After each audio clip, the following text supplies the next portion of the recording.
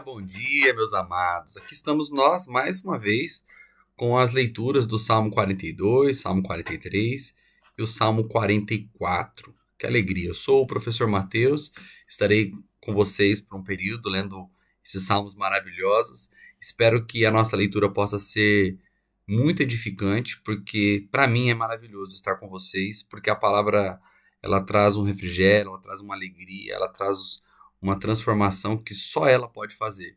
Nenhum outro elemento da vida humana tem o poder de nos transformar tão poderosamente como a palavra de Deus. E esses salmos são incríveis e eu espero poder te dar uma perspectiva aqui que vai te ajudar a lê-los de uma maneira mais completa. Né, nós vamos ler hoje o 42, o 43 e o 44. Na verdade, eu sempre digo que é importante que você faça a sua leitura desses três capítulos e que nessa exposição a gente possa explorar alguns pontos principais e algumas reflexões sobre eles para que complete aquilo que você já recebeu e aquilo que você já entendeu através da leitura.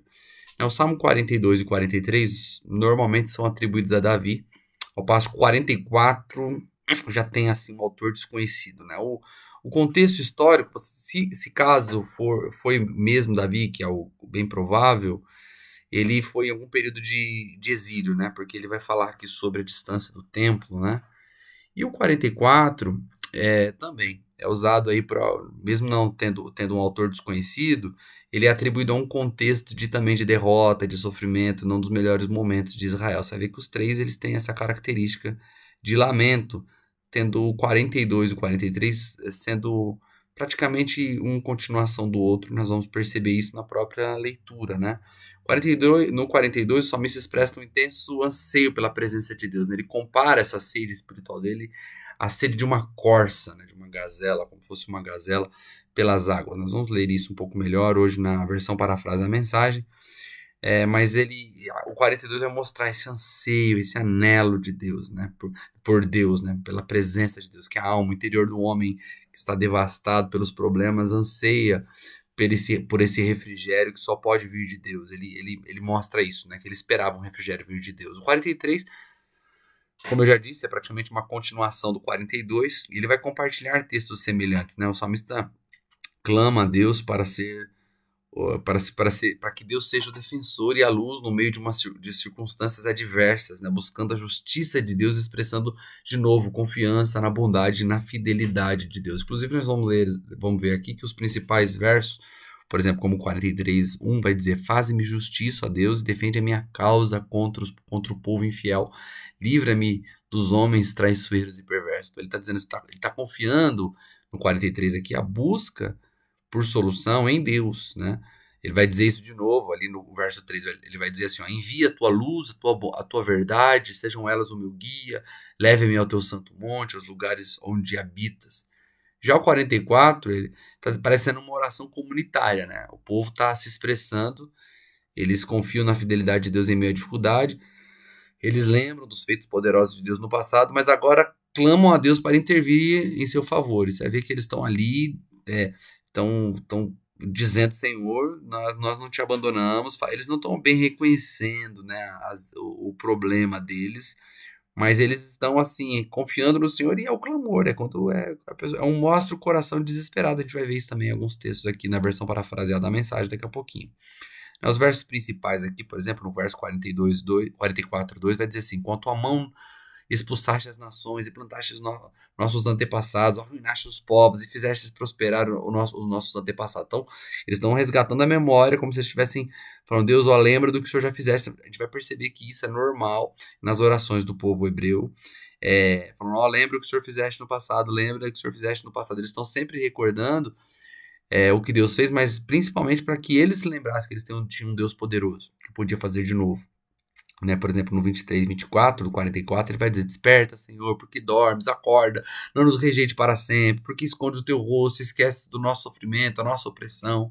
Então eles estão ali fazendo uma oração de clamor, e eu vou para a versão parafraseada da mensagem, lembrando que a parafraseada mensagem não é uma versão, né? O Eugene Peterson, ele faz uma parafrase dos textos, e é muito bacana porque quando você lê ela dessa forma, não como uma versão como a NVI ou a revista atualizada, você consegue olhar para as duas e se complementar, né? Por exemplo, olha como que fica interessante 42, verso 1 ao 3, na versão parafraseada da mensagem. Assim como o cervo bebe a água do riacho, eu quero beber de ti, ó Deus. Goles profundos de Deus. Estou com sede do Deus vivo. Eu me pergunto, será que conseguirei chegar a beber e beber na presença de Deus? Estou numa dieta de lágrimas. Lágrimas no café da manhã, lágrimas no jantar, durante todo o dia. As pessoas batem à minha porta importunando e me perguntam: onde está o seu Deus? Aí o verso 4 ele vai dizer: essas são as coisas que me lembro, sempre esvaziando os bolsos da minha vida. Sempre estive à frente da multidão de adoradores. Era eu quem os conduzia, ansioso pelo início da adoração, louvando em alta voz, cantando ações de graça, celebrando todos nós a festa de Deus. E aí ele fala a célebre frase, né? Por que está deprimida minha alma? Por que chora de melancolia? Essas nas versões conhecidas são por que está batida a minha alma? Por que se perturba dentro de mim? E espere em Deus, pois ainda o louvarei. Na versão parafraseada está dizendo assim: olhe para Deus e logo o louvará outra vez. Ele põe um sorriso em meu rosto. Ele é o meu Deus. E aí o verso 6 a 8 está dizendo assim, ó. Quando a minha alma está deprimida, recito tudo o que sei ao teu respeito. Das profundezas do Jordão às alturas do Hermon, incluindo o Monte Mizar. O caos atrai o caos. Na versão mais conhecida, dizendo que abismo chama outro abismo. Ou seja, isso aqui pode ser levado de forma negativa, né? Que quando a gente está num abismo, parece que um abismo chama outro abismo. Mas no relacionamento com Deus, isso também é uma verdade. Que quanto mais profundo vamos em Deus, mais profundo podemos ir em Deus. Mas aqui ele não está falando sobre isso, ele está falando sobre as dificuldades. Porque ele está dizendo, no ritmo das cachoeiras, sua arrebentação poderosa me despedaçou e me esmagou. Não sei se você já teve a oportunidade de entrar embaixo de uma cachoeira e perceber aquelas águas que parecem que vão te afundando na terra, e vão te afundando na terra. É isso que o salmista está dizendo aqui. Que parece que a mão de Deus pesou de uma maneira como uma cachoeira aí. Não dá trégua, sabe? Não dá trégua. E ele vai dizendo, mas o Eterno prometeu me amar durante o dia e cantar para mim a noite inteira. Minha vida é louvar ao Senhor. E ele vai dizendo sobre as dificuldades, mas no final ele continua dizendo, ele termina dizendo, por que está deprimida minha alma? Lá no verso 11. Olha para Deus e logo louvará outra vez. Ele põe um sorriso em meu rosto. Ele é o meu Deus. No verso, no 43, nós já lemos lá nas versões normais, ele vai de novo falar sobre isso, sobre confiança em Deus. E ele termina o verso 5 dizendo, porque está deprimido a minha alma, porque chora de melancolia. Olhe para Deus e logo louvará outra vez. Ele põe um sorriso em seu rosto. Ele é o meu Deus, ou seja, é a mesma porção do 42, é por isso que tínhamos dito que o 43 e o 42 são continuação. Quando nós vamos no 44, nós vamos perceber que ele começa aqui falando tudo que Deus fez. Ele vai dizer que Deus é bom, que Deus, até o verso 8, ele vai dizendo tudo que Deus fez, que eles não precisaram fazer nada para herdar a terra. E aí no verso 9 ele já contrasta com o mas agora foste embora, nos deixaste, nos desgraçaste, não lutarás por nós, tu nos fizeste virar as costas e fugir. O que nos odeia nos puseram para fora, tu nos despachaste para sermos devorados como ovelhas e nos espalhastes pelos quatro ventos, vendeste o teu povo com desconto, não lucraste nada com a venda. Então aqui na versão parafraseada eles trazem assim, uma forma bem clara de dizer, mas bem resumidamente, ele está bem dizendo assim, Senhor, olha, o Senhor já fez coisas grandes, mas agora o Senhor já não está fazendo mais nada pela gente. E olha, nós não te deixamos. Eles ainda vão acabar dizendo, Senhor, nós somos fiéis. Será que se a gente tivesse feito outra coisa, o Senhor não tinha percebido? Aqui mostra que no meio dos lamentos das pessoas, no meio dos nossos lamentos, às vezes nós nos esquecemos de olhar para dentro de nós. Isso aconteceu com o povo de Israel. Com o próprio Moisés aconteceu isso. Quando eles perderam a batalha ali para Ai, que era tão pequena, lá no comecinho, né? Quando eles perderam a batalha para Ai, desculpa, Moisés não, Josué. Josué vai ali reclamar com Deus, dizendo, Senhor, né, por que nós perdemos? E então o Senhor vai falar para ele, por que você está reclamando comigo? O povo pecou, não é comigo que você tem que reclamar não. E aí que eles vão achar lá, né, o erro que o povo de Israel cometeu de ter roubado a túnica, tudo.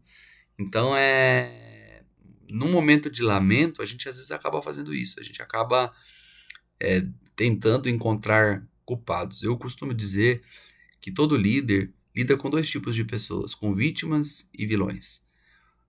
As vítimas são as mais difíceis de ajudar, porque as vítimas, elas não assumem responsabilidade. O máximo que nós podemos dar a uma vítima é consolo. Só isso, consolo. Porque ela é uma vítima. Tudo que está acontecendo ruim na vida dela é culpa de alguém. E o que fazer? É só chorar junto. Mas quando as pessoas elas assumem responsabilidade, mesmo que elas precisam ser consideradas vilãs de suas próprias vidas, embora elas possam sofrer muito mais com a visão de serem vilãs, para o vilão nós podemos, ainda tem jeito, porque o vilão ele pode se arrepender, porque ele considera que o problema da vida dele está nas mãos dele. E aqui nós vamos ver que o salmista ele está na posição de vítima. Ele constrói toda uma narrativa de uma oração, talvez uma oração comunitária, talvez não seja só um. E eles acabam nem usando o termos assim de dizer assim, olha, nós erramos, nós falhamos. Não, Senhor, olha, o verso 20 ele vai dizer, se tivéssemos nos esquecido de orar a Deus, ou nos iludido com deuses comprados em lojas, Deus não saberia, não podemos esconder nada dele. Ele está dizendo, Senhor, nós não fizemos nada de errado. E no final eles terminam ainda dizendo assim, ó, levanta-te, ó Eterno, vai ficar dormindo, acorda, não te importas com o que aconteceste conosco, porque cobres o rosto com o travesseiro. Interessantíssimo, eu fiquei encantado, sabe com o quê? Olha que interessante isso. Eu vou abrir aqui na revista atualizada, o verso 22, ele vai dizer, mas por amor de ti somos entregues à morte continuamente, somos considerados como ovelhas para o matadouro. No contexto do Salmo 44, o salmista está murmurando, ele usa isso dentro de um murmúrio. E olha que interessante, o apóstolo Paulo vai pegar esse mesmo texto lá em Romanos 8,36, onde o salmista está dizendo, não tem jeito, tá difícil, se o Senhor nos ama, faz alguma coisa. E olha a compreensão que Paulo vai ter desse texto agora com a visão da graça e da visão de Cristo. Olha o que ele vai dizer. Quem nos separará do amor de Cristo? Olha, lembra que lá o salmista está dizendo assim, se o Senhor nos ama, vem fazer alguma coisa por nós, e a visão está assim na solução, se o Senhor nos ama, resolve alguma coisa, se o Senhor nos ama, prove, se o Senhor nos ama, faça alguma coisa, se o Senhor nos ama, tire daqui. Agora olha o que Paulo vai dizer, quem nos separará do amor de Cristo? Será a tribulação, a angústia, a perseguição, a fome, a nudez, o perigo ou a espada?